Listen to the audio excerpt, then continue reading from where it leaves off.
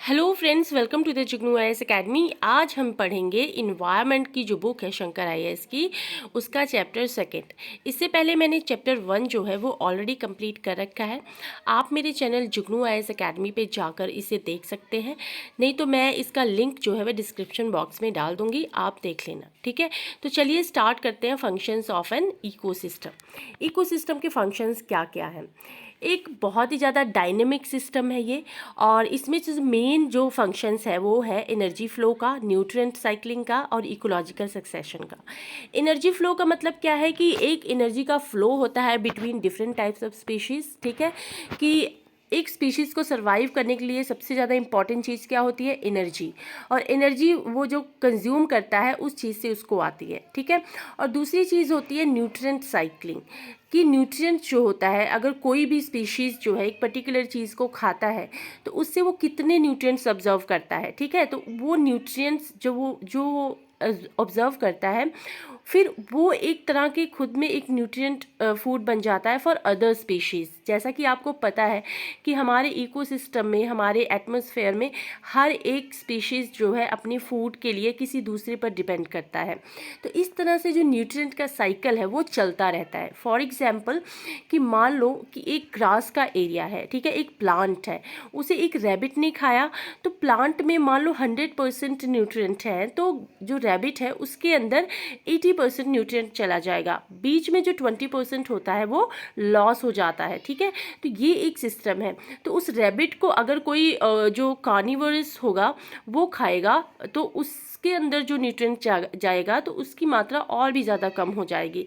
इस तरह से जो न्यूट्रिएंट का साइकिल है वो चलता ही रहता है। इकोलॉजिकल सक्सेशन की, जैसे कि एक पर्टिकुलर एरिया है जहाँ पे छोटी छोटी घास उगी हुई है, तो वो चीज़ क्या होती है? प्राइमरी सक्सेशन होता है। लेकिन स्लोली एंड ग्रेजुअली टाइम के साथ क्या होता है? वो चीज़ बढ़ती जाती है। तो जो इकोलॉजिकल सक्सेशन है वो सेकेंडरी, टर्शरी, फिर वो चीज़ जब बहुत बड़ी हो जाती है, पेड़ का रूप ले लेती है, तो वो एक अलग ही इकोसिस्टम बन जाता है। ठीक है, लेकिन हर एक चीज़ का जो इकोसिस्टम होता है वो अलग अलग होता है। ठीक है ना, तो अगर मान लो कि एक जानवर है, लॉयन है, पर्टिकुलर एरिया में रह रहा है, वहाँ पे उसको सर्वाइवल के लिए क्या चीज़ें ज़रूरी हो सकती हैं? एक तो उसका खाना और दूसरा वाटर। अगर दोनों चीज़ें उसको मिल रही हैं तो वो वहाँ पे इजीली सर्वाइव कर सकता है। लेकिन मान लीजिए कि उसका खाना जो है वो ख़त्म हो चुका है वहाँ पे, और पानी भी उसको बहुत ही कम मिल रहा है, जो उसके सर्वाइवल के लिए इनफ नहीं है। तो इससे क्या होगा कि उसका जो वो इकोलॉजिकल सक्सेशन है वो वहाँ पे ख़त्म हो चुका है। अब उसको वहाँ से कहीं दूसरी जगह जाना पड़ेगा जहाँ पे वो इजीली सर्वाइव कर सके। तो कुछ इस तरह की चीज़ें होती हैं कि हर एक पर्सन का जो इकोलॉजिकल सक्सेशन है, ड्यू टू सम रीज़न वो डिस्ट्रॉय हो जाता है, डैमेज हो जाता है, तो फिर इसकी वजह से उसे कहीं और जाना पड़ता है। तो सबसे पहले डिटेल में पढ़ते हैं एनर्जी का फ्लो। एनर्जी का फ्लो जैसे आपको पता है कि प्रोड्यूसर से टॉप कार्निवोरस की तरफ ही जाता है, जिसको हम एनर्जी फ्लो कहते हैं, और ये यूनी डायरेक्शनल होता है। यूनी डायरेक्शन से मतलब क्या है कि मान लीजिए कि एक जो घास है वो रैबिट ने खाया, रैबिट को हिरन ने खाया, और हिरन को लॉयन ने खाया। ये एक डायरेक्शन में जा रही है। ठीक है, यूनी डायरेक्शनल मतलब एक ही डायरेक्शन में जा रही है। अब ऐसा तो नहीं हो सकता ना कि अब जो शेर को बकरी खाएगी, बकरी को खरगोश खाएगा, खरगोश को घास खाएगी, ऐसा नहीं हो सकता। इस वजह से ये जो एनर्जी का फ्लो है ये यूनी डायरेक्शन मतलब एक ही डायरेक्शन में जाता है। ठीक है, अब ट्रॉफिक के कुछ लेवल होते हैं। ऑटोट्रॉफ क्या चीज़ होती है? जैसे कि ग्रीन प्लांट्स, प्रोड्यूसर्स जो अपना खाना खुद बनाते हैं।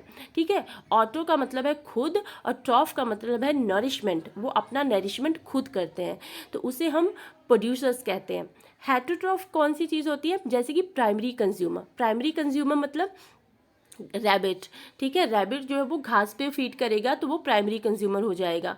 हेटरोट्रॉफ सेकेंडरी कंज्यूमर, जैसे कि हिरन रैबिट पे कंज्यूम करेगी तो वो सेकेंडरी कंज्यूमर बन जाएगी। हेटरोट्रॉफ लॉयन हिरन को कंज्यूम करेगा तो वो टर्शरी। इसी तरह से जो कंज्यूमर है, प्रोड्यूसर है, इनकी जो तादाद है वो बढ़ती रहती है। ठीक है, अब एनर्जी का फ्लो तो हमने जान लिया यूनी डायरेक्शनल होता है, टॉप प्रोड्यूसर से लेकर टॉप कंज्यूमर तक जाता है। ये हायर लेवल पे तक ही जाता है, लेकिन ये कभी रिवर्स डायरेक्शन में नहीं आता। ठीक है, तो अगला देखें कि अगर loss of some energy in form of unusable heat at each trophic level. अब जैसा कि मैंने आपको बताया था कि जो एनर्जी का लेवल है वो जैसे जैसे ऊपर जाता है वैसे वैसे ही इसका जो लेवल होता है एनर्जी का वो डिक्रीज होता है, ठीक है ना। कि मान लीजिए कि अगर रैबिट ने घास खाई तो हो सकता है उसके अंदर 80% एनर्जी हो, लेकिन अगर उसी खरगोश को अगर आगे कोई कंज्यूम करेगा तो उसकी एनर्जी उससे थोड़ी कम हो जाएगी। तो इस तरह से जो एनर्जी का लेवल है ना वो जैसे जैसे ऊपर जाता है वैसे वैसे कम होता जाता है, ठीक है। उसके बाद हम देखते हैं ट्रॉफिक लेवल इंटरेक्शन। 3 टाइप्स के होते हैं, इसमें 3 कॉन्सेप्ट होते हैं। फूड चेन, फूड चेन से मतलब ये है कि मतलब एक जो पर्टिकुलर स्पीशीज़ होती है उसके पास एक ही ऑप्शन होता है फूड का। जैसे कि एक घास है तो घास को रैबिट खाएगा, रैबिट के पास एक ही ऑप्शन है, ठीक है, वो घास ही खा सकता है, उसके अलावा उसके पास कोई ऑप्शन नहीं है। अब हिरन है, हिरन के पास एक ऐसी एरिया में रह रहा है जहाँ पे उसका जो सोर्स ऑफ फूड है वो रैबिट ही है, ठीक है। और उसके बाद लॉयन, लॉयन के पास भी एक सोर्स ऑफ फूड क्या है, हिरन ही है। तो ये एक फूड चेन होती है। मान लीजिए कि घास किसी एरिया में ख़त्म हो चुकी है, अब जब घास ख़त्म हो गई तो जो खरगोश जो रैबिट है उसकी संख्या भी कम होनी शुरू हो जाएगी, ठीक है। घास के खत्म होने का प्रभाव जो है वो रैबिट पे पड़ रहा है, रैबिट की संख्या पे पड़ रहा है, ठीक है। अब मान लीजिए कि रैबिट जो है वो खत्म हो गया क्योंकि उसे उसका फूड नहीं मिल रहा है, तो रैबिट किसका फूड है, हिरन का फूड है, तो इससे क्या होगा, इसका प्रभाव जो है हिरन पे पड़ेगा। तो इस तरह से जो एक फूड चेन है ना वो ख़त्म हो जाती है, क्योंकि जो डिफरेंट टाइप्स ऑफ स्पीशीज़ हैं वो फॉर देयर फूड रिक्वायरमेंट्स वो एक दूसरे पे डिपेंड करते हैं, ठीक है ना। तो इस तरह से जो चीज़ें होती हैं वो अफेक्ट करती हैं। लेकिन नेक्स्ट जो होता है फूड वेब, जिसके बारे में हम पढ़ रहे हैं, जैसे यहाँ पे मैं आपको एक डायग्राम दिखाती हूँ कि किस तरह से एक फूड चेन काम करता है। ग्रेजिंग फूड, यहाँ पे 2 टाइप्स हैं, एक टेरेस्ट्रियल है, एक इकोसिस्टम है। टेरेस्ट्रियल में आप क्या देखेंगे कि एक प्लांट है जिस पे कैटरपिलर फीड करता है, और कैटरपिलर को जो लिजर्ड फीड करेगी और लिजर्ड को स्नेक फीड करेगा। तो ये जो प्लांट है वो प्राइमरी प्रोड्यूसर है, और कैटरपिलर प्राइमरी कंज्यूमर है, और लिजर्ड जो है प्राइमरी सेकेंडरी कंज्यूमर है, और जो स्नेक है वो टर्शरी कंज्यूमर है। अब दूसरी तरफ एक्वाटिक लाइफ में अगर हम देखें तो एक फाइटोप्लैंक्टन है, बहुत ही स्मॉल रेंजेस में है, और ये ऑटोट्रॉफ है, खुद का खाना खुद बनाते हैं थ्रू फोटोसिंथेसिस। फिर इसको कंज्यूम करते हैं जू प्लैंक्टन, फिर इसको कंज्यूम करते हैं फिश, फिर फिश को कंज्यूम करता है कोई उससे भी बड़ा जानवर जैसे कि पेलिकन, ठीक है। तो इस तरह से ये जो फूड चेन है वो वर्क करता है। मान लीजिए इसमें से ये प्लांट जो है वो ख़त्म हो जाते हैं तो इसका प्रभाव जो पड़ेगा कैटरपिलर पे पड़ेगा। जब कैटरपिलर ख़त्म हो जाएंगे तो जो लिजर्ड है वो क्या खाएगी, और लिजर्ड ख़त्म हो जाएगी तो स्नेक क्या खाएगा। तो इस तरह से चीज़ें जो है वो अफेक्ट करती हैं एक दूसरे को। लेकिन दूसरी तरफ अगर हम फूड वेब में देखें तो फूड वेब में क्या है, इनका वेरी सिंपल शब्द में अगर हम कहें तो ये आप डायग्राम देख सकते हैं। डायग्राम में आपको क्या दिख रहा है कि यहाँ पे जो डिफरेंट टाइप्स ऑफ स्पीशीज़ आपको दिख रही हैं, जानवर दिख रहे हैं, इनके पास एक से ज़्यादा ऑप्शंस हैं खाने के, ठीक है। अब ये एक हॉक है, हॉक क्या करेगा, वो लिजर्ड को भी खा सकता है, ठीक है, हॉक स्नेक को भी खा सकता है। 2 ऑप्शन है। अगर लिजर्ड की जनसंख्या कम हो जाती है तो उसके पास ऐसा नहीं है कि इसको कोई इफेक्ट पड़ेगा क्योंकि उसके पास स्नेक का भी ऑप्शन है। अब क्या है कि जो ग्रास है, ग्रास जो ग्रास ऊपर भी खा सकता है, ठीक है, और रैबिट भी खा सकता है, ठीक है, और जो रैट है वो भी खा सकता है। तो इस तरह से अगर मान लीजिए कि जो ग्रास की जो चीज़ें हैं वो अफेक्ट करती हैं तो इन पे ज़्यादा अफेक्ट नहीं पड़ेगा, ठीक है। और जो लिजर्ड है, लिजर्ड के पास 2 ऑप्शंस है, वो ग्रास ऊपर को भी खा सकती है, ठीक है, और इसके पास दूसरी ऑप्शन ये है कि ये जो है वो घास को भी खा सकती है। तो इस तरह से जो मल्टीपल ऑप्शंस होते हैं ना स्पीशीज़ के पास, वो चीज़ें फूड वेब में दिखाती हैं।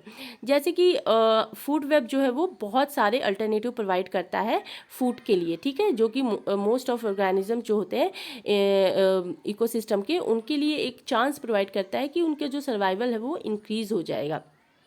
जैसे कि ग्रासेस जो है वो हो सकता है कि उसे रैबिट भी खाए, ग्रास होपर भी खाए और गोट भी खाए और काव भी खाए, ठीक है। इसी तरह जो हार्बीवर्स होता है, हो सकता है उसके पास डिफरेंट टाइप्स ऑफ सोर्सेस हो फूड के, ठीक है। फूड की जो अवेलेबिलिटी होती है वो ऑर्गेनिजम्स के प्रेफरेंस पे डिपेंड करती है। जैसे कि हम जो है वो वाटरमेलन खाते हैं समर में, लेकिन पीचेस खाते हैं विंटर में। तो सीजन्स के तौर पे भी जो उनकी फूड रिक्वायरमेंट होती है वो अफेक्ट करती हैं, ठीक है। तो इसका होता है फूड वेब। आई होप कि आपको समझ आया होगा। अब देखते हैं इकोलॉजिकल पिरामिड। इकोलॉजिकल पिरामिड क्या है कि ये एक इस तरह से पिरामिड होता है, एक इस तरह के शेप में होता है, ये इस तरह के शेप में, ठीक है। और इस तरह के शेप में होता है, इस तरह के शेप में ये बटा हुआ होता है, ठीक है। आगे हम इसको देखेंगे अच्छे से। तो चलिए देखते हैं पिरामिड के जो टाइप्स होते हैं। पिरामिड जो होता है ना, एक स्टेप शो करता है। ये हमें एक डायग्रामिक वे में जो इकोलॉजिकल पिरामिड के शेप में ये हमें एक चीज़ बताता है कि जो फूड प्रोड्यूसर्स हैं उनका जो टॉप कार्निवर्स है और टॉप प्रोड्यूसर्स हैं उनके बीच में क्या रिलेशन है, ये शो करता है। इसमें हम उसके नंबर्स और उसकी कितनी एनर्जी, कुछ बायोमास और किस तरह से वो चीज़ें आगे बढ़ रही हैं वो चीज़ें हम जानते हैं, ठीक है। लेकिन यहाँ पे कुछ पिरामिड्स की कैटेगरीज हैं, जैसे नंबर्स, बायोमास, एनर्जी और प्रोडक्टिविटी। नंबर्स हम आगे एग्जांपल के साथ देखेंगे। नंबर्स का मतलब क्या है कि ये एक रिलेशनशिप से डील करता है जो कि प्राइमरी प्रोड्यूसर्स और कंज्यूमर्स के बीच में होते हैं एट डिफरेंट लेवल, ठीक है। ये ग्राफिक रिप्रेजेंटेशन है कि जो टोटल नंबर ऑफ इंडिविजुअल हैं और जो डिफरेंट स्पीशीज़ है वो किस तरह से एक दूसरे को एक ट्रॉफिक जो इकोसिस्टम का ट्रॉफिक लेवल है उसमें एक दूसरे को बिलोंग करती हैं, ठीक है। कुछ साइजेस कुछ जो है नंबर्स पे डिपेंड करती हैं, कुछ बायोमासेस पे डिपेंड करती हैं। जैसे कि अपराइट में अगर हम देखते हैं, ये आपके पास अपराइट का पिरामिड है।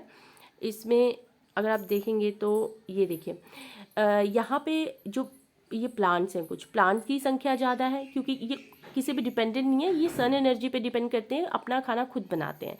इन पे फीड करते हैं कुछ हार्बीवोर्स, ये छोटे छोटे ग्रास होपर्स हैं। फिर ग्रास होपर्स पे रैट्स फीड करते हैं, रैट की संख्या और भी कम है।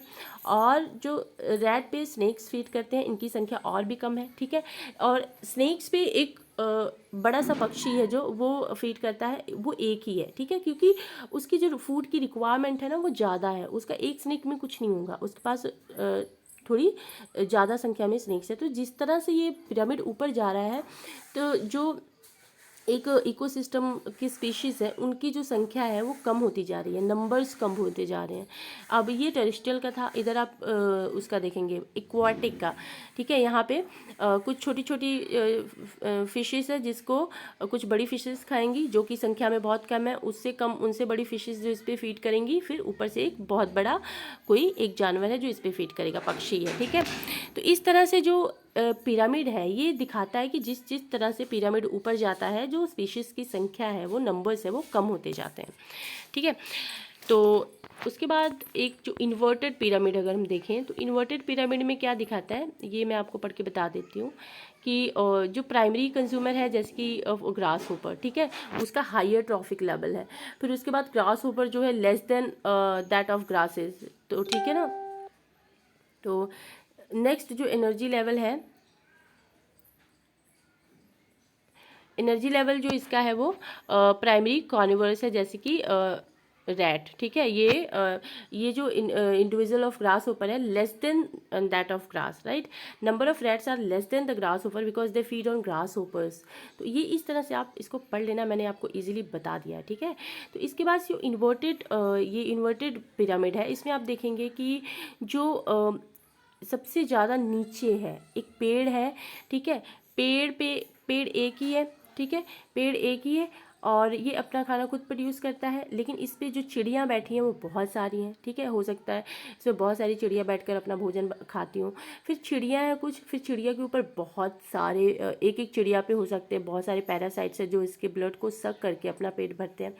फिर उसके बाद इसके ऊपर जाएं तो देखें एक बहुत सारे हाइपर पैरासाइट्स हैं जो इन पे फीड करते हैं। तो इस तरह से जो इन्वर्टेड है वो जैसे जैसे ऊपर जाता है इसका जो नंबर है वो बढ़ता ही जाता है। तो इस तरह से इसका मीनिंग है, ठीक है।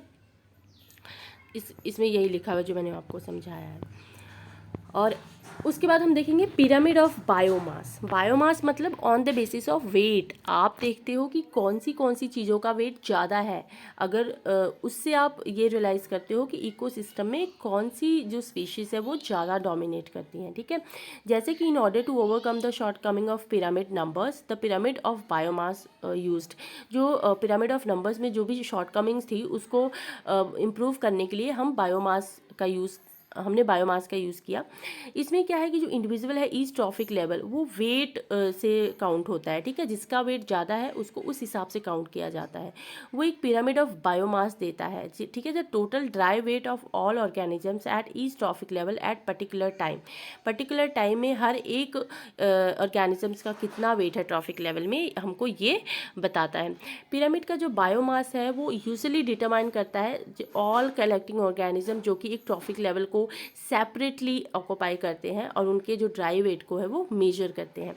इस ओवरकम को ये एक डिफरेंट साइज़ और काइंड्स ऑफ ऑर्गेनिजम्स को दिखाता है कि इनका जो वेट है वो किस तरह मेजर किया जाता है। जैसे कि इसमें आप देख सकते हैं कि एक मिनट, ये जो प्रोड्यूसर्स हैं, कुछ प्लांट्स हैं, हो सकता है इसका वेट 1000 kg हो। प्लांट्स को डियर ने खाया, रैबिट ने खाया, लेकिन इनका 1000 kg तो नहीं हो सकता ना, तो इसका 100 kg होगा। तो इन दोनों को किसी प्राइमरी कार्निवर्स ने खाया, इसका 10 kg हुआ। फिर इसको लॉयन ने खाया, इसका 1 kg हुआ। तो जैसे जैसे ये पिरामिड ऊपर जाता जा रहा है तो जो बायोमास है ना वो कम होता जा रहा है, ठीक है ना। हो सकता है इतने सारे ट्रीज़ का जितना वेट हो, ट्रीज़ में, प्लांट्स में जो भी पत्तियाँ वगैरह इन्होंने खाई, इनका वेट उतना तो नहीं होने वाला, क्योंकि अपनी रिक्वायरमेंट के हिसाब से ये खाएंगे ना, तो इस तरह से चीज़ें जो होती है वो चेंज होती रहती हैं, ठीक है। तो उसके बाद इन्वर्टेड में अगर आप देखें तो इन्वर्टेड में सेम वही है। इन्वर्टेड में सेम वही है कि प्रोड्यूसर्स जो होते हैं वो इनका जो 4 ग्राम वेट है, फिर इनको कुछ बड़ी स्पीशीज़ खाएंगी तो इनका 8 ग्राम वेट हो जाएगा, तो इनको कुछ इनसे भी बड़ी स्पीशीज़ खाएंगी तो इनका 12 ग्राम वेट हो जाएगा, ठीक है। तो इसमें चीज़ें जितनी बड़ी हैं उनका वेट उतना ही ज़्यादा होगा, वेरी सिंपल, ठीक है। तो ये चीज़ दिखाता है। उसके आगे क्या है, पिरामिड ऑफ एनर्जी। ये एक फंक्शनल रोल को हम एक ट्रॉफिक लेवल जो होता है इकोसिस्टम का उससे हम कंपेयर करते हैं कि जो एनर्जी होती है पिरामिड की वो मोस्ट सूटेबल होती है, ठीक है। एनर्जी जो प्राइमरी की होती है वो रिफ्लेक्ट करती है कि जो लॉ ऑफ थर्मोडायनेमिक्स है, किस तरह से एक सोलर एनर्जी को केमिकल एनर्जी में कन्वर्ट करके एक हीट एनर्जी बनाया जाता है हर ट्रॉपिक लेवल पे, जिसमें क्या होता है कि एनर्जी का लॉस होता है, ठीक है, ईस्ट ट्रांसफर ऑफ अनदर। जिस तरह से आप जो ट्रॉफिक लेवल होगा अपर जाएंगे उस तरह से जो एनर्जी का लेवल होगा वो डिक्रीज़ होगा, ठीक है, चेंज होगा। तो यहाँ पे देखें कि जो पिरामिड है ऑलवेज अपवर्ड होता है, तो जो लार्ज एनर्जी है वो इसके बॉटम पे होती है, ठीक है, बॉटम के साथ होती है। लेट अस एक्सप्लेन कि सपोज एक इकोसिस्टम है जिसमें से 1000 कैलोरीज जो होती है लाइट एनर्जी की वो देता है हर दिन, लेकिन मोस्ट ऑफ द एनर्जी जो होती है वो ऑब्जर्व नहीं कर पाता, क्योंकि कुछ जो होती है वो बैक रिफ्लेक्ट कर जाती हैं, ठीक है। लेकिन जो एनर्जी वो ऑब्जर्व करता है वो कुछ ही पोर्शंस में ही ऑब्जर्व करता है, जिससे वो एक ग्रीन प्लांट जो है यूटिलाइज करता है अपने फोटोसिंथेसिस के लिए। तो जिसमें से वो प्लांट जो है फोटोसिंथेसिस के लिए यूज़ करता है और कुछ वो रिस्पिरेशन के भी लिए भी यूज़ करता है। तो उसमें से जो 1000 कैलोरीज है वो सिर्फ 100 कैलोरीज ही रह जाती हैं, ठीक है, हर मटेरियल में वो 100 ही रह जाती हैं। तो इस तरह जो चीज़ें होती हैं वो चेंज होती रहती हैं, ठीक है। उसके बाद ये एक पिरामिड है, वही है जो मैंने आपको बताया था कि जो टॉप प्रोड्यूसर्स हैं ये प्लांट है। प्लांट पर कुछ प्राइमरी कंज्यूमर फीड करेंगे, 100 कैलोरी किलोग्राम होगा। फिर उसके बाद कुछ ये रैट इस पे कंज्यूम करेंगे, उनका उससे कम हो जाएगा। तो जैसे जैसे ऊपर जाता जा रहा है ये, उस तरह से इनका जो बायोमास है वो कम होता जा रहा है, ठीक है। इसमें ये बताने की कोशिश की गई है। अब उसके आगे देखते हैं pollutants and trophic level. Pollutants मतलब कि छोटे छोटे जो नॉन डिग्रेडेबल पॉल्यूटेंट्स होते हैं वो एक अलग ट्रॉफिक लेवल में एंटर करते हैं इकोसिस्टम में, और जो नॉन डिग्रेडेबल पॉल्यूटेंट्स होते हैं मीन्स जैसे कि which can not be metabolised by living organism, जो लिविंग ऑर्गेनिजम्स हैं उनको वो मेटाबोलाइज नहीं कर पाते। फॉर एग्जाम्पल क्लोरीनेटेड हाइड्रोकार्बन्स, ठीक है, जैसे कि इसको दो पार्ट में जो है वो डिवाइड किया गया है, एक बायो एक्यूमुलेशन, एक बायो मैग्नीफिकेशन, ठीक है। कि मान लीजिए कि कुछ पॉल्यूटेंट्स जो हैं वो एक वाटर एरिया में एंटर कर जाते हैं, ठीक है, वाटर एरिया में ये सॉल्युबल होते हैं, तो इसमें कुछ एंटर करके, ठीक है, ये होगा बायो एक्यूमुलेशन, ठीक है। लेकिन इसमें जो कुछ फिशेज़ हैं, जो फिशेज़ यहाँ पे सर्वाइव कर रही हैं, उन्होंने इस वाटर को यूज़ किया और फिर वो जो पोल्यूटेंट्स थे वो फिशेस में चले गए, यानी कि फैट में चले गए, ठीक है। ऐसा माना जाता है कि जो कुछ जो पोल्यूटेंट्स होते हैं वो फैट में वो सोल्यूबल नहीं होते, ठीक है। तो जो फैट में जब वो जाएंगे तो उनका जो साइज़ होगा वो छोटा हो जाएगा, लेकिन उनकी डेंसिटी जो होगी वो बढ़ जाएगी, ठीक है, क्योंकि पानी में तो वो सोल्यूबल है लेकिन वो फैट में इनसॉल्युबल नहीं है। तो ये चीज़ जो होगी वो बायो मैग्नीफिकेशन होगी। वो जैसे जैसे ऊपर फिश को मान लो किसी और जानवर ने कंज्यूम किया तो उसके अंदर वो चीज़ और ज़्यादा कॉन्सेंट्रेट हो जाएगी, और जो पोल्यूटेंट होगी उसकी जो डेंसिटी होगी वो और गहरी हो जाएगी। तो इस तरह से जैसे जैसे ये ऊपर जाता है वो मैग्नीफाई होता जाता है, ठीक है, बड़ा होता जाता है उसका साइज़। तो इस तरह से इसको हम डिफ़ाइन करेंगे। मैंने बहुत ही ईजी वे में समझाया है। यहाँ पे आप देख सकते हैं इस डायग्राम को आप देखें, इसमें दिखाया गया है कि एक प्रोड्यूसर्स है। सबसे पहले ये यहाँ पे देखें, यहाँ पे इसका साइज़ जो है वो ज़्यादा है, ठीक है। फिर जैसे जैसे ये बढ़ता जा रहा है इसका साइज़ बड़ा होता जा रहा है। यहाँ पे 1000 है, जैसे ही जू प्लांक्टन में गया 10,000 हो गया, फिर सेलफिश में गया इतना हो गया। जैसे जैसे ये ऊपर जा रहा है जो मैग्नीफाई होता जा रहा है ये पोल्यूटेंट, ठीक है ना, क्योंकि वो सोल्यूबल नहीं है, राइट। तो इस तरह से ये चीज़ें बढ़ती रहती हैं। ये आप बुक जो है वो वर्ड टू वर्ड पढ़ेंगे तो आपको समझ में आ जाएगा। मैंने जस्ट एक इजी लेवल में मैंने आपको बता दिया है, ठीक है। आई होप कि आपको समझ में आया होगा। ये यहाँ पे वही लिखा हुआ है कि it refers to how pollutants enter a food chain in bioaccumulation. There is an increase in concentration of pollutants from the environment and the first organisms in a food, ठीक है। वही है कि मतलब there is an increase in the concentration of pollutant from the environment, the first organism। जब ये first organisms में enter करता है तो उसको हम बायो एक्यूमुलेशन कहते हैं, लेकिन जब वो नेक्स्ट टू नेक्स्ट बढ़ता जाता है तो वो बायो मैग्नीफिकेशन हो जाता है, ठीक है ना। तो ये चीज़ है यहाँ पे। अब बायोटिक इंट्रैक्शन क्या चीज़ है? बायोटिक इंट्रैक्शन है कि मान लीजिए कोई लिविंग ऑर्गेनिजम्स है अर्थ पे, वो इंटरलिंक्ड करता है एक दूसरे पे, अलग अलग तरीके से इंट्रैक्ट करता है between fundamental for its survival, अपने सर्वाइवल के लिए वो एक दूसरे से इंट्रैक्ट करता है। तो ये कुछ टाइप्स हैं, पहले हम इसको देख लेते हैं। म्यूचुअलिज्म का मतलब है कि जब दोनों स्पीशीज़ को फ़ायदा हो रहा हो। कमेंसलिज्म जब एक को फ़ायदा दूसरे को फ़र्क ही ना पड़ रहा हो। कंपटीशन दोनों को नुकसान हो रहा हो। प्रीडेशन एक को फ़ायदा दूसरे को नुकसान। पैरासिटिज्म को एक को फ़ायदा दूसरे को नुकसान। अमेंसलिज्म एक को नुकसान एक को फ़र्क ही नहीं पड़ रहा। न्यूट्रलिज्म दोनों को कोई फ़ायदा नहीं हो रहा है।